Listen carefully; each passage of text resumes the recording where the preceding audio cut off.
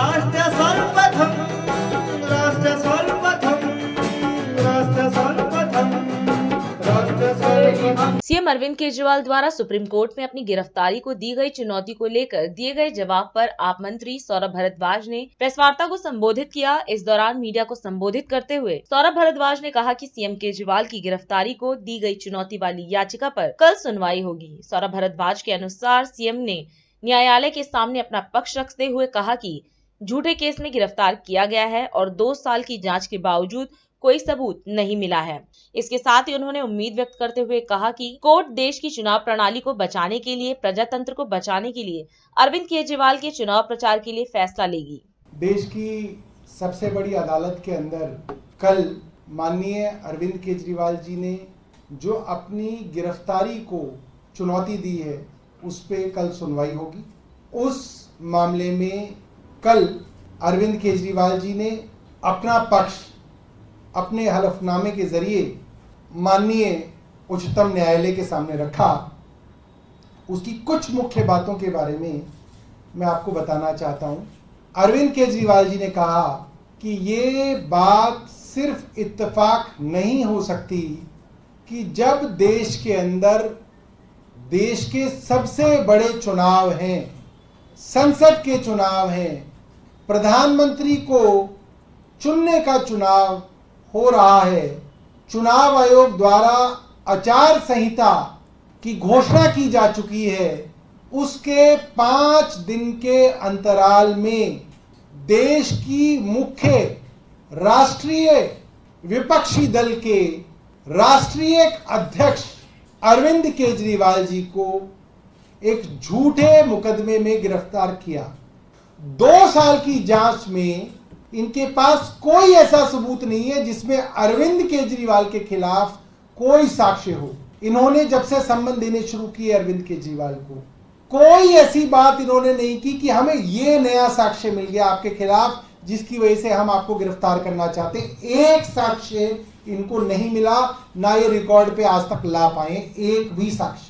फिर ऐसी क्या मजबूरी थी कि ठीक लोकसभा चुनाव से पहले देश की विपक्ष की राष्ट्रीय पॉलिटिकल पार्टी के अध्यक्ष को गिरफ्तार किया गया।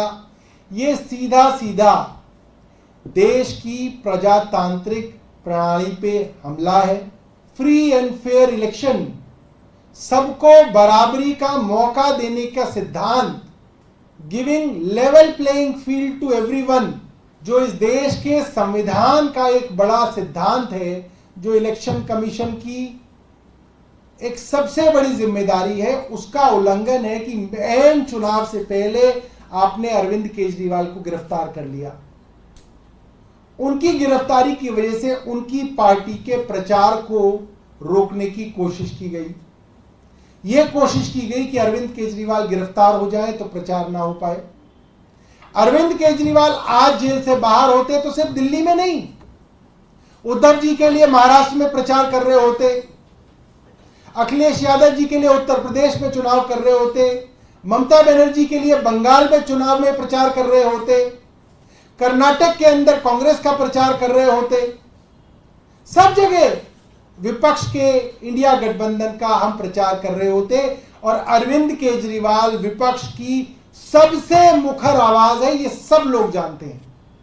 अरविंद केजरीवाल जी सीधी सादी भाषा में अपनी बात लोगों तक रखते हैं और ऐसे नेता को जेल में डाल के विपक्ष की आवाज को चुनाव से पहले कमजोर करने की साजिश है। ईडी और सीबीआई के विषय में अरविंद केजरीवाल जी ने लिखा है, कहा है, ईडी और सीबीआई जांच एजेंसी हैं, इन्वेस्टिगेटिंग एजेंसी है। इन्वेस्टिगेटिंग एजेंसी का क्या मतलब होता है, क्या सिद्धांत होता है? इन्वेस्टिगेटिंग एजेंसी का वर्षों से सिद्धांत है सच को बाहर लाना, सच्चाई को कोर्ट के सामने रखना, यह सिद्धांत होता है। अरविंद केजरीवाल ने साक्ष्य रखे हैं कि 1 लाख पन्नों के दस्तावेज अगर ईडी और सीबीआई को मिले और उसमें 80,000 दस्तावेज अरविंद केजरीवाल और आम आदमी पार्टी के पक्ष में हैं, तो उन दस्तावेजों को अदालत के सामने नहीं रखा गया। जो कुछ आपके सामने है वो आप अदालत के सामने रखिए ताकि अदालत उस पर फैसला ले। ये बात भी अरविंद केजरीवाल जी ने अपने हलफनामे में लिखी है। राष्ट्र सर्वप्रथम